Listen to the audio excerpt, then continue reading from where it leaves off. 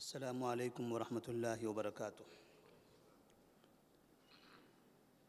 الحمد للہ رب العالمین والصلاة والسلام علی رسولہ الامین وعلی آلہ وصحبہ اجمعین ومن تبعہم بإحسان الی یوم الدین، اما بعد۔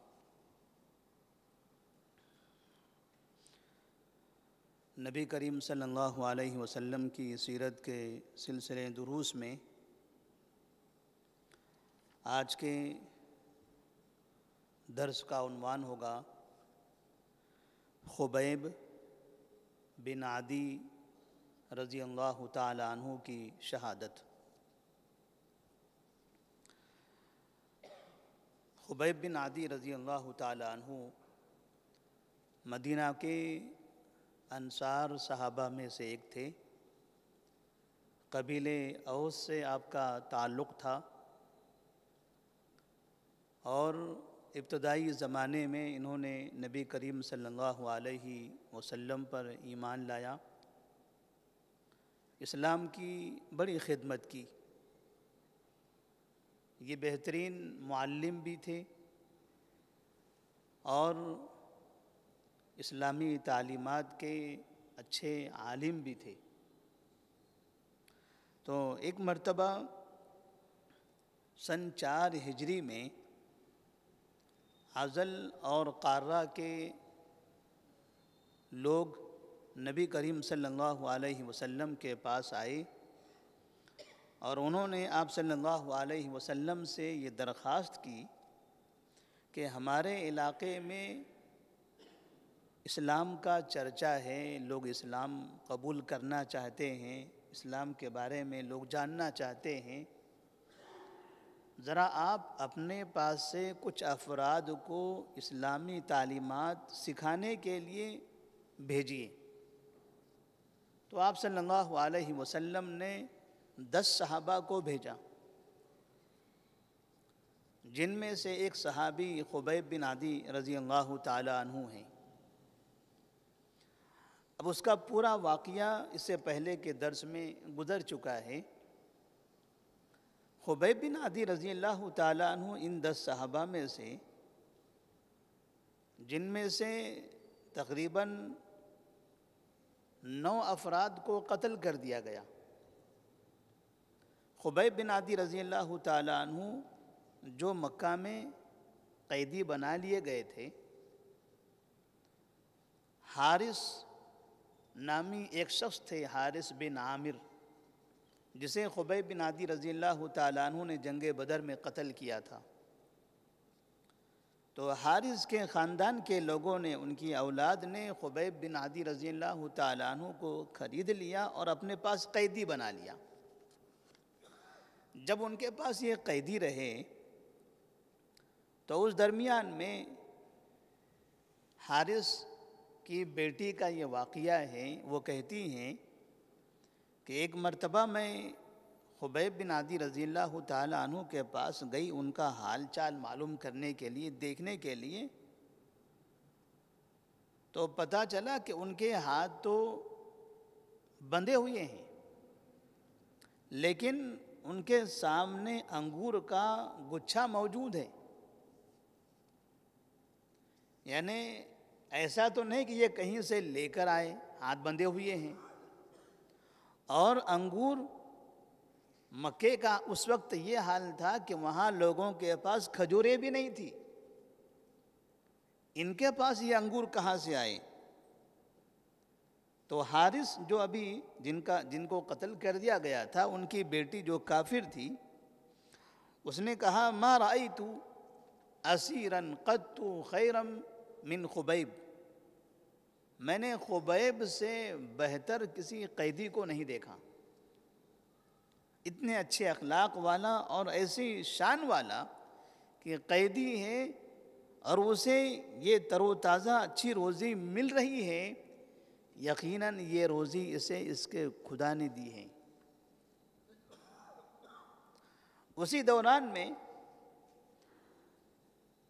اس خاتون کا ایک بچہ رینگتے ہوئے خبیب بن عدی رضی اللہ تعالیٰ عنہ کے پاس پہنچ جاتا ہے۔ چونکہ گھر کے کنارے انہیں قیدی بنایا گیا تھا، جکڑ کر رکھا گیا تھا۔ بچہ ان کے پاس پہنچا، انہوں نے کسی طرح سے بچے کو اپنے گود میں بٹھا لیا، اور اس وقت ان کے ایک ہاتھ میں استرا تھا جس سے وہ اپنے بال صاف کر رہے تھے۔ عورت نے جب دیکھا کہ ان کا بچہ خبیب کے گود میں ہے اور ہاتھوں میں استرا ہے، دیکھ کر گھبرانے لگی، پریشان ہو گئی، اس لیے کہ یہ گھر والے جنہوں نے قیدی بنایا ہے وہ تو دشمن ہیں۔ اسے ایسا لگا کہ اب یہ ہماری دشمنی کا غلط فائدہ اٹھاتے ہوئے میرے بچے کو قتل کر دیں گے، تو وہ گھبرا کر کہنے لگی میرا بچہ۔ تو انہوں نے کہا کیا تم کو ایسا لگتا ہے کہ میں تمہارے اس بچے کو مار دوں گا؟ ہم نے یہ تعلیم حاصل نہیں کی ہے، ہم نے یہ سبق نہیں سکھایا گیا ہے، اس بچے کا کیا قصور ہے؟ آپ مجھے مارنا چاہتے ہو، مجھے آپ نے قیدی بنا رکھا ہے، میرے قتل کی تیاری کر رہے ہو، یہ اپنی جگہ پر ہے، لیکن دشمنی میں، انتقام میں آپ کے بچے کو قتل کروں، یہ ہمارا شیوا نہیں ہے۔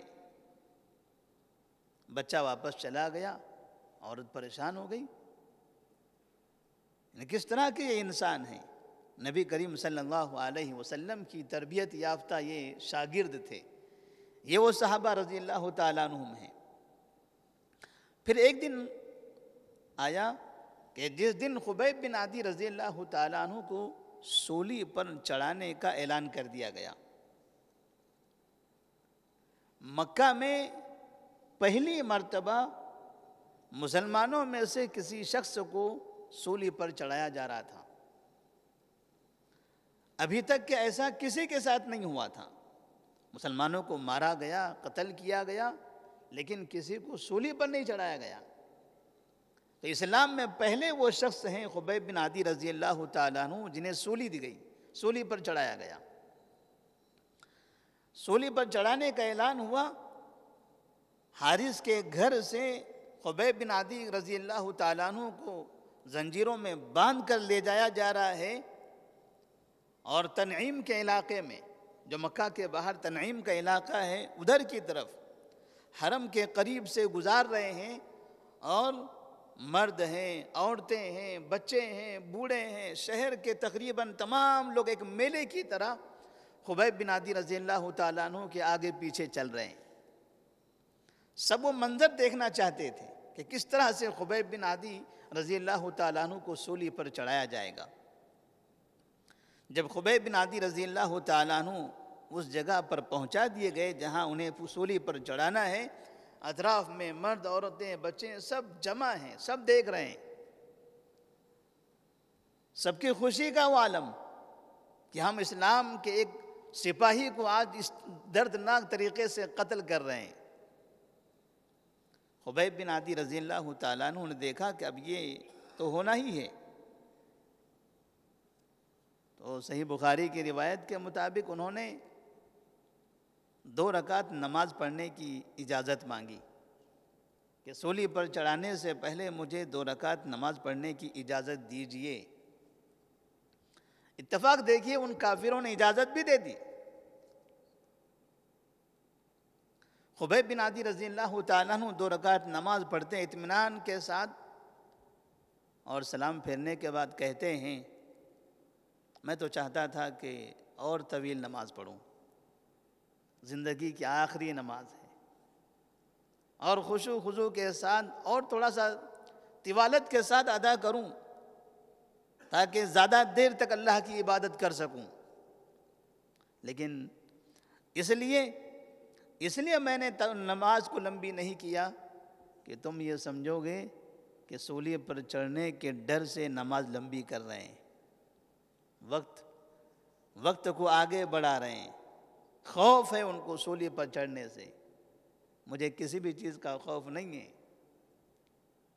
دنیا سے جانے سے پہلے اللہ کو میں نے یاد کر لیا، 2 رکعت نماز پڑھ لی۔ کہتے ہیں کہ اسی وقت سے قتل کیے جانے سے پہلے 2 رکعتیں نماز پڑھنے کا طریقہ شروع ہوا۔ سب سے پہلے یہ کام خبیب بن عادی رضی اللہ تعالیٰ عنہ نے کیا تھا۔ ہم نے کئی واقعات سنے کہ جب قتل کیا جاتا ہے یا اس سے پہلے قیدی کہتا ہے کہ 2 رکعت نماز پڑھنے کی اجازت دیں، تو یہ طریقہ خبیب بن عادی رضی اللہ تعالیٰ عنہ کے بعد سے شروع ہوا۔ جب خبیب بن عادی رضی اللہ تعالیٰ عنہ نے 2 رکعت نماز پڑھ لی، لوگوں نے سولی پر چڑھانے کی تیاری کی۔ اس وقت آپ اطراف کے لوگوں کو دیکھتے ہیں، اتنی بھیڑ، ایک آدمی کو مارنے کے لیے، ایک آدمی کو قتل کرنے کے لیے مرد بھی کھڑے ہیں، عورتیں بھی کھڑی ہیں، بچے کھڑے ہیں، بوڑھے کھڑے ہیں۔ کیا کیا ہم نے؟ کون سا جرم ہے ہمارا؟ اتنے کافرین ہیں، ان میں سے کسی کے دل میں رحم نہیں ہے۔ مکہ کے لوگ ہیں، اللہ پر ایمان لایا ہے، اتنے افراد مل کر ایک آدمی کو سولی پر چڑھا کر مار دینا چاہتے ہیں۔ ان کی زبان سے اس وقت بد دعا نکلی، اللہم احصہم عددا واقتلہم بددا ولا تبقی منہم احدا۔ اے اللہ یہ گن لے سب کو، کتنے لوگ ہیں یہ، ان سب کو الگ الگ جگہ تو قتل کر دے، ولا تبقی منہم احدا، ان میں سے کسی کو بھی نہ چھوڑنا۔ یہ سب مل کر مجھے یہاں قتل کرنا چاہتے ہیں، میرے قتل کا مزہ لینا چاہتے ہیں، اللہ تو ان میں سے کسی کو نہ چھوڑ۔ اور پھر اس کے بعد وہ عربی میں ایک شعر کہتے ہیں جو چند جملوں پر مشتمل ہے، اس میں آخری کڑی ہے، وَلَسْتُ أُبَالِي حِينَ أُقْتَلُ مُسْلِمًا عَلَىٰ أَيِّ شِقٍّ كَانَ فِي اللَّهِ مَسْجَعِي وَذَلِكَ فِي ذَاتِ الْإِلَٰهِ وَإِنْ يَشَاء يُبَارِكْ عَلَىٰ أَوْصَالِ سِلْوٍ مُمَزَّعٍ۔ وہ کہتے ہیں مجھے اس کی کوئی پرواہ نہیں کہ میں قتل کیا جا رہا ہوں، جبکہ یہ قتل اسلام کی حالت میں ہو رہا ہے۔ مسلمان ہونے کی حالت میں قتل ہو رہا ہوں تو مجھے اس قتل کی کوئی پرواہ نہیں، اور مجھے اس کی بھی کوئی پرواہ نہیں کہ میں کس حالت میں، کس کروٹ پر ہوں گا، کون سی حالت میں یہ لوگ مجھے قتل کریں گے، کس طرح سے میرا انجام ہوگا۔ وَذَلِكَ فِي ذَاتِ الْإِلَٰهِ وَإِنْ يَشَاء، اس لیے کہ یہ اللہ تبارک و تعالیٰ کی خاطر ہے، اللہ تبارک و تعالیٰ پر ایمان کی خاطر ہے۔ یبارک علی اوصال سلو ممزع، اللہ چاہے گا تو یہ میرے جسم کی جو بوٹیاں بنائی جائے گی، ان بوٹیوں میں بھی اللہ تبارک و تعالیٰ اس جسم کے اندر برکت نازل فرمائے گا۔ مجھے کسی بھی چیز کی پرواہ نہیں ہے۔ جب یہ منظر تھا تو اس درمیان میں ابو سفیان رضی اللہ تعالیٰ عنہ، جو ابھی مسلمان نہیں ہوئے تھے، مکہ کے بڑے سرداروں میں سے تھے، وہ سامنے آئے اور انہوں نے کہا، أَيَسُرُّكَ أَنَّ مُحَمَّدًا عِنْدَنَا نَضْرِبُ عُنُقَهُ وَأَنَّكَ فِي أَهْلِكَ۔ اے خبیب، کیا چاہتے ہو؟ کیا یہ چاہتے ہو کہ تمہاری جگہ یہاں محمد ہو اور تم کو آزاد کر دیا جائے؟ تمہاری اس جگہ پر محمد ہو، ہم اسے قتل کر دیں اور تم آزاد ہو جاؤ؟ تو خبیب بن عادی رضی اللہ تعالیٰ عنہ فرماتے ہیں، لا واللہ ما یسرنی انی فی اہلی وان محمدا فی مکانہ الذی هو فیہ تصیبہ شوکۃ تؤذی۔ نہیں اللہ، قسم اللہ کی، ایسا کبھی نہیں ہو سکتا۔ میں کبھی نہیں چاہوں گا کہ میں اپنے گھر والوں کے ساتھ رہوں اور محمد صلی اللہ علیہ وسلم جس جگہ ابھی موجود ہے مدینہ میں، اس جگہ پر ان کے پیروں میں بھی کوئی کانٹا چبھے۔ میں تو ان کے اس جگہ پر بھی پیروں میں کانٹا چبھے، مجھے یہ بھی گوارا نہیں ہے۔ تم کیا کہتے ہو کہ میری جگہ پر وہ یہاں رہے؟ خبیب بن عادی رضی اللہ تعالیٰ عنہ کا وہ امتحان لینا چاہتے تھے۔ ایک سچے پکے مومن نبی کریم صلی اللہ علیہ وسلم پر ایمان لانے والے صحابی خبیب بن عدی رضی اللہ تعالیٰ عنہ نے اس طرح سے جواب دیا، انہیں لگا کہ یہ اپنے راستے سے ہٹنے والے نہیں ہیں، ایک ایسی سزا دی جائے، ایسی موت ان کو ماری جائے، یہ سب لوگوں کے لیے عبرت بن جائے، یہ سب کے لیے عبرت بن جائے، مسلمانوں کے دلوں میں خوف طاری ہو جائے کہ کس طرح سے ہم نے مسلمانوں کا قتل کیا ہے اور ہم کیا کیا کر سکتے ہیں۔ لیکن اللہ تبارک و تعالیٰ کا یہ دین، واللہ متم نورہ ولو کرہ الکافرون، اللہ تبارک و تعالیٰ اپنے نور کو پھیلانے والا ہے، اپنا دین پھیلا کر رہے گا چاہے کافروں کو یہ پسند نہ ہو۔ کافر مٹانا چاہے، یریدون ان یطفئوا نور اللہ بافواہہم واللہ متم نورہ، وہ چاہتے ہیں کہ اپنے منہ سے اس چراغ کو بجھا دیں، ایسا کبھی نہیں ہو سکتا۔ واللہ متم نورہ ولو کرہ الکافرون۔ پھر اس کے بعد خبیب بن عدی رضی اللہ تعالیٰ عنہ کو سولی پر چڑھا دیا گیا، اور اس جگہ پر حارث کا بیٹا عقبہ، جس حارث کو خبیب بن عدی رضی اللہ تعالیٰ عنہ نے جنگ بدر میں قتل کیا تھا، اسی کا بیٹا عقبہ بن حارث وہ آگے بڑھتا ہے اور خبیب بن عدی رضی اللہ تعالیٰ عنہ کو قتل کر دیتا ہے۔ لاش سولی پر چڑھی رہی، وہاں ذمہ دار مقرر کر دیا گیا کہ اس کی رکھوالی کرتے رہو، اس کو لٹکے رہنے دو تاکہ لوگ آئیں جائیں دیکھتے رہیں۔ اور اس طرح سے کئی دن تک کہ وہ لاش اسی جگہ پڑی رہی، اسے دفنایا بھی نہیں گیا۔ نبی کریم صلی اللہ علیہ وسلم مدینہ میں تھے، جب یہ 10 صحابہ کے حال کے بارے میں آپ کو جانکاری ہوئی تو آپ نے عمرو بن امیہ الزمری رضی اللہ تعالیٰ عنہ کو بھیجا کہ جائیے، جن لوگوں کو قیدی بنایا گیا تھا، زید بن دثنہ رضی اللہ تعالیٰ عنہ، خبیب بن عدی، یہ قیدی بنائے گئے تھے، ان کو قیدی بنا کر مارا گیا، تو جائیے ان لوگوں کا حال معلوم کیجیے، کہاں ہیں یہ لوگ، کیا ہوا ان کا۔ عمرو بن امیہ زمری رضی اللہ تعالیٰ عنہ مدینہ سے مکہ آئے اور یہاں چپکے یہاں سے وہاں سے خبریں لی، اور پتہ چلا کہ خبیب بن عدی رضی اللہ تعالیٰ عنہ کی لاش تنعیم کے پاس کسی جگہ لٹکی ہوئی ہے۔ ایسے وقت میں جبکہ وہاں کوئی حارس، کوئی نگران موجود نہیں تھا، چپکے سے وہاں پہنچے اور انہوں نے لاش کو سولی پر سے اتارا ہے اور پھر تدفین کر دی۔ یہ خبیب بن عدی رضی اللہ تعالیٰ عنہ کا نتیجہ تھا۔ اللہ تبارک و تعالیٰ کی راہ میں سولی پر چڑھائے جانے والے یہ مسلمانوں میں پہلے شخص تھے، خبیب بن عدی رضی اللہ تعالیٰ عنہ۔ اس واقعے سے ایک چیز یہ سمجھ میں آتی ہے کہ مسلمانوں کو ہمیشہ کافروں پر بھروسہ نہیں کرنا چاہیے، خاص طور پر دین کے معاملے میں، جان کے معاملے میں۔ جب انہوں نے کہا تھا کہ ہمارے پاس آپ کے ساتھیوں کو بھیجیے جو ہمیں دین سکھائیں، نبی نے بھیج دیا، اور جب وہاں پر صحابہ رضی اللہ تعالیٰ عنہ کو ان کافروں نے گھیر لیا، بنو الحیان کے لوگوں نے، تب ایسے وقت میں انہوں نے کہا تھا کہ اپنے آپ کو ہمارے حوالے کر دو، ہم تمہارا قتل نہیں کریں گے۔ انہوں نے سمجھا کہ شاید ایسا ہی ہوگا، انہوں نے اپنے آپ کو ان کے حوالے کر دیا، اور انہوں نے کسی کو قتل کر دیا اور کسی کو قیدی بنا کر مکہ کے اندر لا کے یہاں قتل کر دیا۔ دوسری چیز، اس سے ایک چیز یہ ثابت ہوتی ہے کہ مسلمانوں کے لیے بڑی سی بڑی آزمائش آ سکتی ہے، چاہے وہ انسان نبی کے زمانے کا ہو یا نبی کے بعد کے زمانے کا ہو، چاہے وہ انسان نیکیوں میں اعلیٰ درجے تک پہنچ گیا ہو۔